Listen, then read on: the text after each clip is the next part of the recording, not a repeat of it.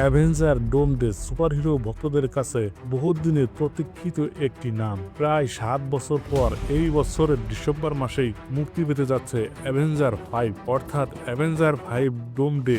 আর marble entertainment তাদের সব record ভেঙে দেওয়ার জন্য ইতিমধ্যেই এই সিনেমাটির ছোট ছোট ট্রেজার প্রকাশ করেছে। তাই এখনো যারা ট্রেজারগুলো দেখেননি, কোনো স্পয়লার জানতে চান না, তারা এখনই ভিডিও স্কিপ করে যেতে পারেন। আর যারা সত্যিকার অর্থে সুপার হিরো ফ্যান এবং তাদের হাতে একটু সময় আছে, তারা ভিডিওটি শেষ পর্যন্ত দেখুন, কারণ এখন আমরা সিনেমার সম্পর্কে অনেক গুরুত্বপূর্ণ বিষয় জানব।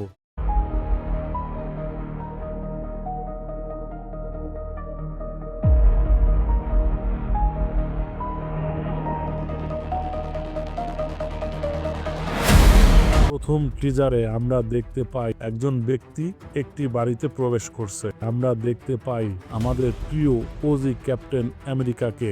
এতদিন পর তাকে দেখে তার ভক্তদের আনন্দের শেষ নাই। টিজারটি ছোট হলেও এতে অনেক বড় ইঙ্গিত রয়েছে। শুরুতেই দেখা যায় একটি শিশু কোলে নিয়ে একজন ব্যক্তি একটি বাড়িতে প্রবেশ করছে। পরবর্তী দৃশ্যে আমরা ক্যাপ্টেন আমেরিকাকে দেখতে পাই। এখন প্রশ্ন হলো, স্টিভ রজার্স কি আবার ক্যাপ্টেন আমেরিকা হিসেবে ফিরেছেন? উত্তর হলো হ্যাঁ, সম্ভবত ফিরেছেন। সিনেমায় তাকে অন্য কোনো নামে ডাকা হলেও আমাদের কাছে তিনি সবসময় ক্যাপ্টেন আমেরিকা।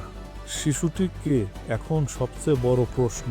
টিজারে যে শিশুটিকে দেখা গেল সে কে? সহজভাবে বলা যায় সে হয়তো ক্যাপ্টেন আমেরিকার নিজের সন্তান। কিন্তু বিষয়টা বোঝার জন্য আপনাকে অবশ্যই অ্যাভেঞ্জার এন্ড গেম সিনেমাটি মনে করতে হবে।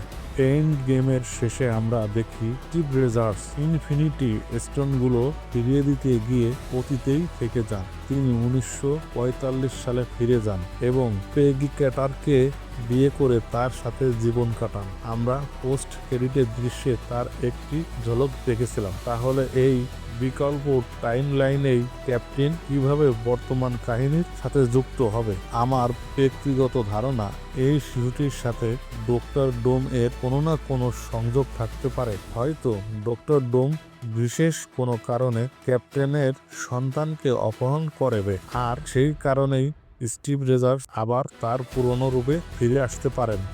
তবে এগুলো সম্পূর্ণই আমার ব্যক্তিগত অনুমান। হতে পারে এই ক্যাপ্টেন সম্পূর্ণ অন্য একটি ইউনিভার্সে, যার গল্প আমাদের পরিচিত গল্পের সাথে আংশিক মিলে যায়। पिताजी,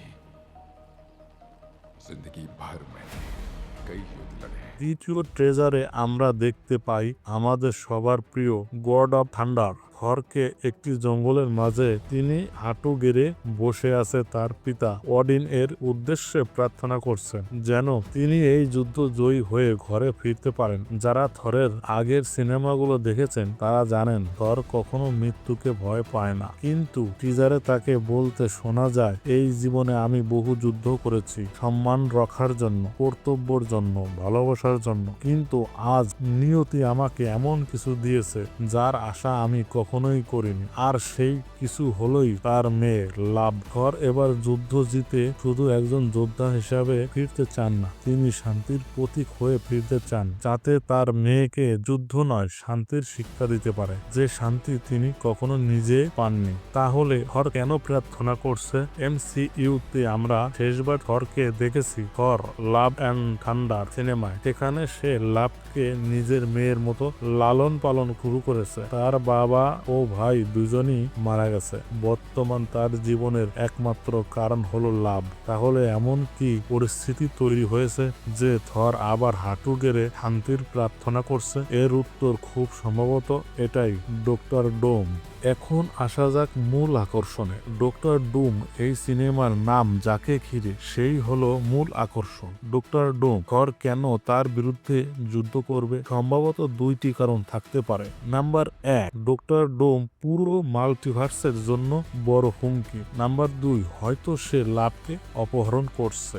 যদি সত্যি ডোম লাভকে অপহরণ করে থাকে তাহলে থরের এই আবেগ এবং প্রার্থনার কারণ পরিষ্কার। ভাবতেই রোমাঞ্চ রোমাঞ্চ লাগে যখন ডক্টর ডোম এর মুখোমুখি দাঁড়াবে থর। তাহলে এখন ভবিষ্যৎ কি বলছে? গুজব অনুযায়ী অ্যাভেঞ্জার 5 বা অ্যাভেঞ্জার 6 এ থরের গল্প শেষ হতে পারে, যদিও এটি কখনো নিশ্চিত নয়, তবে সম্ভবত উড়িয়েও দেওয়া যাবে না। বন্ধুরা, এই ছিল টিজার নিয়ে আমার বিশ্লেষণ এবং অনুমান। আপনারা কি মনে করেন? ক্যাপ্টেন আমেরিকার সন্তান কি সত্যি গুরুত্বপূর্ণ ভূমিকা রাখবে? ডক্টর ডোম কি লাভকে অপহরণ করবে, নাকি আমাদের জন্য অপেক্ষা করছে সম্পূর্ণ অন্য কোনো চমক? কমেন্টে অবশ্যই জানাবেন।